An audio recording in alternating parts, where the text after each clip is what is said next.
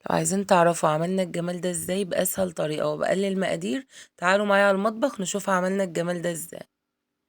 شايفين الخرفشة والقرمشة والجمال؟ شايفين المنظر الجميل؟ اللهم صل وسلم وبارك على سيدنا محمد. ازيكم عاملين ايه؟ يا رب تكونوا بخير.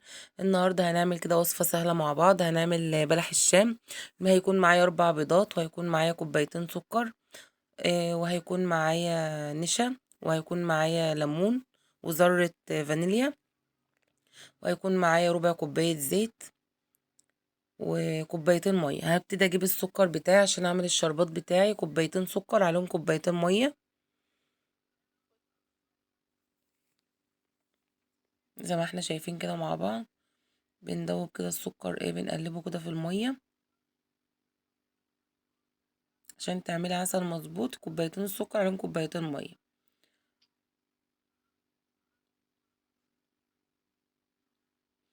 زي ما احنا شايفين بدأ يغلي اهوت. هنزل بعصرة ليمون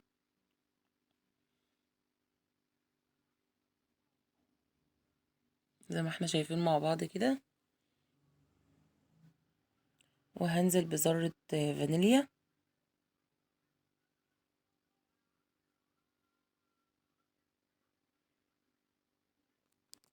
وهجيب بقى الحلة بتاعتي كده، وهبتدي احط فيها كوباية مية،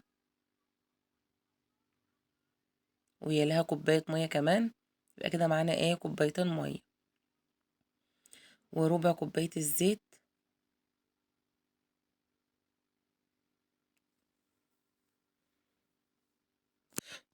وحطينا ذرة ملح كده. ولما المية بتاعتنا بدأت تغلي هننزل ب3 كوبايات دقيق. المقدار بتاعي ده 3 كوبايات دقيق بالظبط، عشان تمشي على المقادير بتاعتي مظبوطة، يطلع معاكي مظبوط ان شاء الله. اهو بنفضل نقلب فيه بالشكل ده. وبعد كده ضفت النشا بتاعي، نص كوباية نشا. شايفة العجينة؟ ما تخافيش منها ان هي عملت معاكي كده. شو بقت معانا بالشكل ده كده، لمت كلها في بعضها خالص اهي.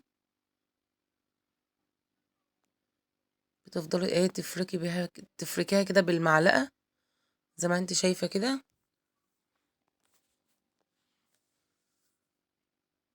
هي وصفة سهلة وبسيطة، وطبعا رمضان على الأبواب، كل سنة وانتم طيبين. طبعا بلح الشام مفيش غنى عنه في رمضان، طبعا بنروح نشتريه بمبلغ كبير جدا. فانت عندك حتى لو عندك كوباية دقيق هتعمليها. شوفي بلم العجينة كده، وهبتدي اجيب بقى البيض بتاعي. 3 كوبايات دقيق اخدوا معايا كام بيضة؟ 4 بيضات.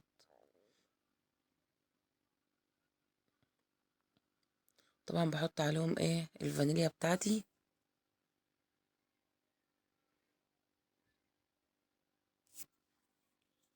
امشي على المقادير مظبوطة، وتطلع الوصفة معاكي جميلة جدا. هبتدي بقى كده انزل بالبيضتين الاول كده. ما تقلقيش برضو من شكل العجينة انها هتسيب معاكي او تحس ان البيض فاصل عن العجينة. كملي العجن بتاعك وما تقلقيش، هتتظبط معاكي ان شاء الله. شوفي بالشكل ده كده زي ما احنا شايفين مع بعض. شايفين لمت ازاي خالص؟ البيض ما عادش باين اصلا.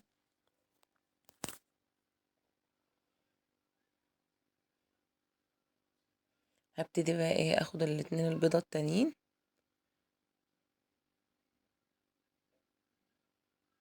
زي ما احنا شايفين كده، وذرة فانيليا.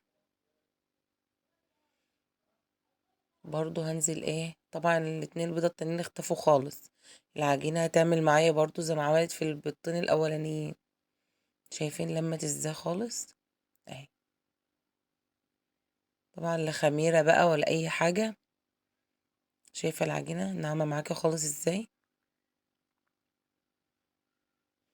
هبتدي بقى اضيف الزيت بتاعي. لو عندك حلة ممكن تقلي في حلة احسن، بحيث ان انت يعني تبقى تحس ان هي تبقى غويطة يعني. اه شايفة؟ طبعا احنا بنحبه صغير كده، انت عايزة تكبريه بتكبريه زي ما انت عايزة. طبعا كل ده معمول بالقمع. عايزة تجيبي القمع هتقولي له عايزة قمع بلح الشام، بتجيبيه بتضيفيه يعني في كيس. هو بس اهو زي ما احنا شايفين كده مع بعض. طبعا بننزل ببلح الشام بتاعنا ويكون الزيت بارد. بطلعه كده بقى ايه على المصفى بتاعتي، مصفى ناعمة السلك الناعمة دي، عشان يصفي الزيت كله اللي فيه.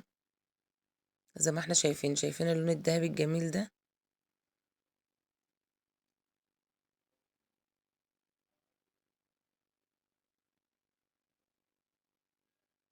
شايفين. انزل بقى في العسل بتاعي كده. الشربات بتاعنا طبعا بيبقى ايه، السمك كده كويس يعني، لا تقيل قوي ولا خفيف قوي.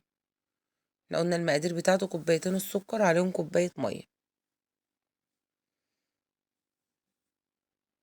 ولا تشتري بقى من بره، ولا تكلفي نفسك تكلفة كبيرة. هو بمقادير بسيطة. لو كوباية دقيقة زي ما قلتلك، لو كوباية واحدة هتعملي بيها، هتفرحي ولادك بيها.